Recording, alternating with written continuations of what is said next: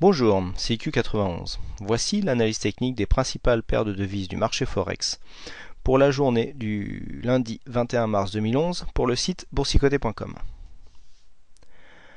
Aujourd'hui, donc nous confirmons la sortie de consolidation ici avec la cassure que nous avions eue sur les 1,40-40 et nous venons rallier directement l'objectif que je vous avais donné, puisque rappelez-vous, il y a de cela quelques jours, je vous avais dit ici que nous avions eu une bonne tendance haussière avec, là nous avions eu une phase de consolidation, phase de consolidation qui était venue jusqu'au 50%. Et donc de cette phase de consolidation, nous étions sortis, nous avions cassé la résistance baissière d'une manière assez dynamique. Et donc nous étions venus ici et je vous avais dit que si la tendance haussière se confirmait, on pouvait très bien jouer une cassure à partir des 1,4036. J'avais donné 1,4040 pour avoir une petite marge. Et donc j'avais tracé un Fibonacci pour en calculer l'extension. Et l'extension nous donnait l'objectif de ce trade, et l'objectif de ce trade a été rallié aujourd'hui.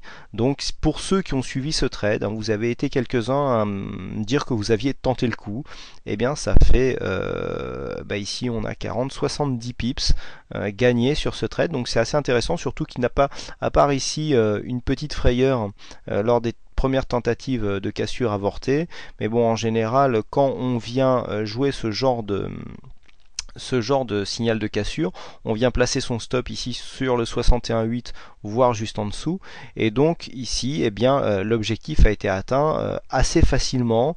Personnellement j'ai un peu craint ici par rapport à la zone de surachat que nous avons eu à l'ouverture hier soir, qu'on vienne consolider un peu plus, mais finalement la pression haussière est tellement forte que l'objectif a été validé dans la journée. Donc on confirme donc la tendance haussière. Vous voyez que la consolidation s'est faite d'une manière horizontale, puisqu'on est parti ici d'une zone de surachat bien marquée pour venir confirmer ici la cassure de la zone des 1,4184 qui a bien fait office de résistance, hormis donc dès l'ouverture de hier soir. Et puis nous avons cassé et nous sommes venus valider l'objectif.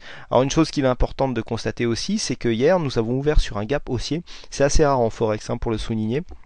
Donc nous avons ouvert sur un gap haussier et le gap a été comblé quasiment aussitôt. C'est un peu ce qui me faisait penser à une consolidation légèrement plus marquée. Je m'attendais honnêtement à venir consolider ici sur la zone des 1,4087, au moins sur la zone des 1,4122, mais ce n'a pas été le cas. Donc nous sommes venus valider directement ici notre objectif. Donc pour l'instant, la tendance haussière est affirmée et certainement qu'une petite consolidation devrait voir le jour. On a quand même des indicateurs, même si le MACD ici a l'air de se reprendre, on a un stochastique et un RSI qui sont quand même bien surachetés. Au niveau du câble, nous avons aussi un mouvement haussier et nous venons confirmer donc le retour sur le support haussier. Nous avons ici buté sur cette résistance vendredi, un petit retour sur le support haussier dès l'ouverture hier soir, et nous cassons donc et nous confirmons ce mouvement haussier donc sur le câble, et donc nous allons très certainement maintenant rejoindre les précédents plus hauts, à savoir les 1,6334.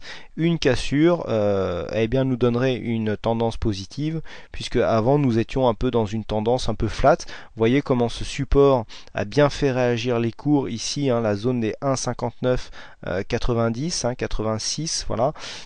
Ici on a eu 3 attaques sur ce support, et puis là nous sommes venus remonter. Nous avons marqué un petit coup d'arrêt ici sur la résistance des 1,6235, un petit retour sur le support haussier, et on confirme la tendance à la hausse. Donc on devrait bientôt rallier le prochain objectif à 1,6334. On passe maintenant au dollar-yen. Dollar-yen, donc bon, nous sommes en phase de stabilisation. Les problèmes japonais ont tendance à vouloir se régler. On aurait échappé au pire, et donc nous revenons osciller autour de la zone des 81 qui était plus ou moins ici la zone autour de laquelle se situait le dollar yen juste avant ici sa chute vertigineuse du 16-17 mai. Donc bon, là on voit bien l'intervention du G7 avec une petite consolidation. On est revenu ici s'appuyer sur cette résistance baissière que je vous indiquais vendredi. Et là maintenant on stabilise autour des 81. Donc peut-être qu'on va avoir droit à une situation un peu plus normale dans les prochains jours si la situation ne s'empire pas. Donc la paire du dollar australien contre le dollar américain. Donc on revient là aussi dans des zones de cotation connues. Nous, on était dans une formation en range depuis maintenant quelques temps. Bon, la crise japonaise a fait a agi comme pour le dollar comme une valeur refuge. Donc là, c'est pas le dollar australien qui est tombé, mais c'est le dollar américain qui est monté, et donc bien là maintenant on irait vers une normalisation, et on voit bien que ici la dynamique que nous avions sur ces deux plus bas, bien a tendance ici à être bientôt attaquée, et donc au niveau de la paire dollar australien contre dollar américain, on pourrait revenir à des zones de cotation normales. Alors pourquoi je présentais cette paire? C'est vrai qu'il y a eu un sondage sur le Forex. A priori, la paire dollar australien contre le dollar américain laisserait sa place à une analyse sur l'or. Pourquoi je présentais cette paire? Eh bien tout simplement c'est parce que à cause du différentiel de taux qu'il y avait entre le dollar australien et le dollar américain, qui pouvait donc intéresser des personnes qui pratiquaient le carry trading.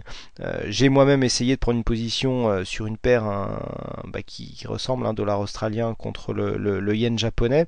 Bon, forcément je suis sorti de cette position, puisque le yen ayant eu des mouvements très très volatiles, là ce n'était plus du tout indiqué d'agir en carry trading sur cette paire, mais je présentais cette paire parce que c'était à mon sens la paire la plus révélatrice de ce qu'on pouvait faire donc sur ce genre de stratégie, carry trading. Donc il y a une fiche d'explication sur le site boursicoté.com que je vous invite à consulter si vous ne connaissez pas cette technique d'investissement.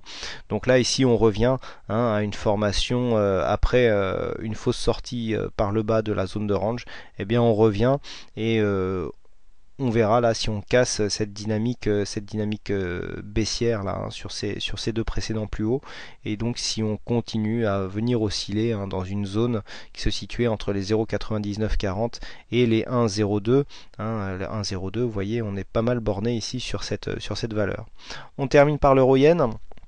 Et donc l'euro yen, pareil que le dollar yen, là on est revenu sur les mêmes zones de cotation que nous avions avant la crise japonaise, puisque le 8 nous étions déjà aux alentours des 114, 115, et puis là nous revenons autour de ces zones de cotation. Là on n'a pas l'effet dollar qui a empêché vraiment l'euro yen de remonter au même niveau que là où il était avant, puisque l'euro n'est pas encore une valeur refuge, et donc nous n'avons pas eu le même retour, mais bon, tout ça est dû aux différentes monnaies en face desquelles le yen est présenté.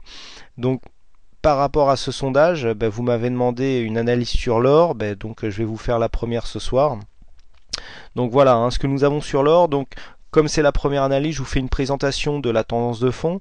Donc ici, nous avons eu une belle tendance haussière, une tendance qui est partie de 1,3008, 1,3083 1308, donc c'est un dollar l'once, et donc nous avons marqué un plus haut ici à 1445, et nous sommes partis en consolidation. Vous voyez ici dans un trend, donc consolidation en drapeau, nous avons marqué donc des plus hauts qui nous ont permis de tracer une zone de consolidation avec ici une fausse sortie, et puis nous avons eu un rebond ici qui nous a permis de venir nous rapprocher, et donc là aujourd'hui nous sortons sur un gap. Alors c'est très intéressant ce que nous avons là. Voilà, c'est l'ouverture d'hier soir.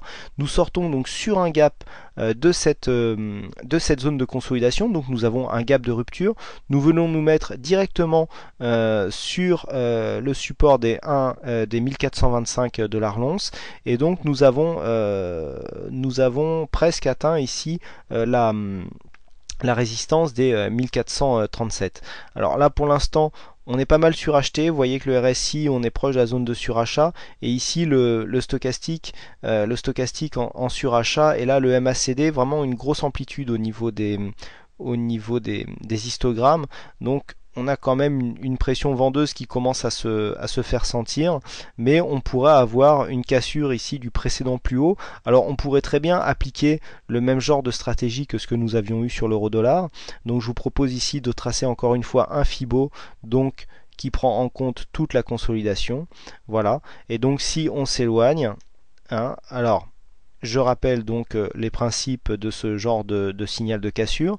Ici 1445, on est venu consolider, on remonte. En cas de cassure des 1445, eh bien nous avons un objectif donc qui se situe au niveau des extensions de Fibonacci et nous avons un objectif de cours ici à 1484,60 pour l'or si nous cassons ici les 1445.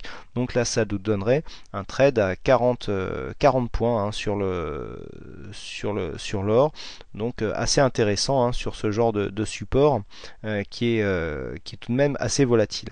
Voilà donc ce que l'on peut dire sur l'or. Attention, ici on pourrait bien avoir une consolidation qui pourrait nous venir chercher, combler le gap et pourquoi pas chercher l'overlap sur l'ancienne résistance baissière qui pourrait devenir support avant de confirmer et d'attaquer ici cette résistance avec un peu plus de force pour nous donner une cassure assez franche. Alors attention, hein, ce genre de signal de cassure, on le joue si la cassure, on le voit, vraiment se fait en force. Alors pour ceux qui ne veulent pas jouer la cassure au premier jet, eh bien on peut toujours se servir de l'overlap, à savoir on attend la cassure, on attend le retour sur l'ancienne résistance devenue support, on prend là et puis on attend que la tendance se confirme. Voilà donc ce que l'on peut dire sur l'or. Donc j'espère que ces analyses vous plairont. Donc c'est vous qui me l'avez demandé, donc je me plie à la loi du plus grand nombre, hein, puisque pour l'instant les résultats du sondage nous donnent ces résultats-là. Donc l'analyse sur la paire dollar australien contre dollar américain disparaîtra prochainement au profit donc de l'or qui j'espère vous plaira tout autant. Voilà, je vous remercie encore une fois à toutes et à tous pour votre attention. Bonne chance dans vos trades, bonne soirée et je vous donne rendez-vous dès demain pour de prochaines analyses. Bonsoir.